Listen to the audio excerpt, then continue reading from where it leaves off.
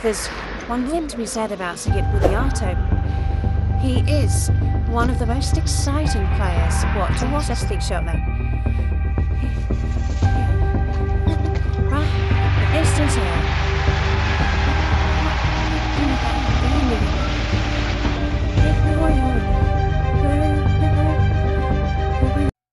Di sebuah kota yang tenang, di antara gemuruh kehidupan dan riuhnya pasar pagi, lahirlah seorang anak yang hebat. Tak ada yang menyangka, dari lorong sempit dan rumah yang nyaris tak mencolok, akan tumbuh sosok yang kelak menggetarkan dunia. Masa kecilnya diwarnai oleh keterbatasan, namun matanya selalu berbinar saat melihat lapangan sederhana dan suara kok yang membelah angin. Sigit Budiarto lahir di Yogyakarta pada tanggal 28 Oktober 1975 dari keluarga yang sederhana namun memiliki kecintaan pada bulu tangkis. Sejak kecil, Sigit Budiarto tumbuh dalam lingkungan yang mendukung semangat olahraga, meskipun kondisi ekonomi keluarganya terbatas. Perjalanan menuju dunia bulu tangkis tidaklah mudah. Sigit mulai bermain bulu tangkis sejak usia 6 tahun, meski untuk membeli raket saja keluarganya mengalami kesulitan. Raket pertamanya justru dibelikan oleh teman ayahnya. Sejak kecil Sigit Budiarto mengikuti latihan di berbagai klub, mulai dari Natura Prambanan, Setia Kawan, hingga PB Pancing. Sigit pun mulai sering mengikuti turnamen-turnamen kecil di Jawa Tengah.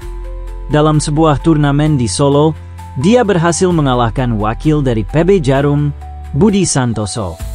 Tak lama setelah itu, Sigit Budiarto mendapat panggilan dari PB Jarum dan bergabung saat duduk di kelas 2 SMP. Awalnya Sigit bermain di nomor tunggal, namun tidak menunjukkan prestasi yang menonjol. Kesempatan justru datang saat mengikuti turnamen beregu dan dimainkan di nomor ganda. Karena berbagai alasan, Sigit Budiarto sempat vakum dari bulu tangkis pada tahun 1991 sebelum kembali bermain setahun kemudian dan bergabung dengan klub Alpro Solo. Disinilah Sigit mulai fokus di nomor ganda dan berpasangan dengan Ade Lukas. Karirnya mulai menanjak. Sigit pun masuk skuad kejuaraan dunia junior 1992 menggantikan Tony Gunawan. Meskipun hanya sempat 2 kali berlatih bersama Namri Suroto, mereka berhasil mencapai final.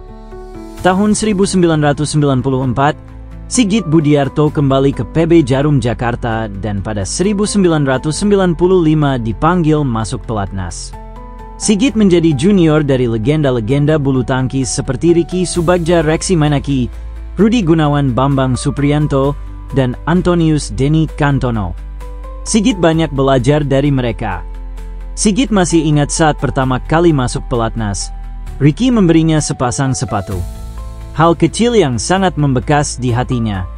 Sigit Budiarto sangat menghormati para seniornya karena mereka adalah sumber motivasi dan pembimbing dalam perjalanan karirnya. Tahun 1996, Sigit Budiarto dipasangkan dengan Chandra Wijaya dan langsung menunjukkan potensi besar. Puncaknya adalah kejuaraan dunia 1997 di Glasgow. Mereka menjadi juara dunia setelah melalui pertandingan dramatis melawan pasangan Malaysia, meskipun sempat tertinggal jauh. Gelar ini sangat berkesan dan mengantarkan mereka ke peringkat 1 dunia. Namun, perjalanan tak selalu mulus. Tahun 1998, Sigit terkena sanksi akibat gagal tes doping usai Singapore Open. Sigit merasa tidak pernah mengonsumsi zat terlarang, tetapi hasil tes berkata lain. Sigit Budiarto harus menjalani hukuman 16 bulan dan dilarang mengikuti turnamen nasional maupun internasional. Setelah kembali, Sigit Budiarto dipasangkan dengan Halim Haryanto dan menjuarai Dutch Open. Kemudian Sigit kembali dipasangkan dengan Chandra dan berhasil merebut gelar All England 2003. Meski 2 kali menjadi runner-up di kejuaraan dunia 2003 dan 2005, Sigit Budiarto tetap bersyukur karena pernah menjadi juara dunia dan menjuarai All England. Sigit Budiarto tidak bisa tampil di Olimpiade 2000 karena sanksi doping, dan itu menjadi salah satu penyesalan terbesar dalam hidupnya. Setelah pensiun pada 2006, Sigit Budiarto memilih mengabdi sebagai pelatih di PB Jarum. Awalnya Sigit ragu karena kini harus mengurus pemain, bukan diurus seperti dulu. Sigit belajar mengubah pola pikir, memikirkan kepentingan dan perkembangan anak didik, bukan hanya dirinya sendiri.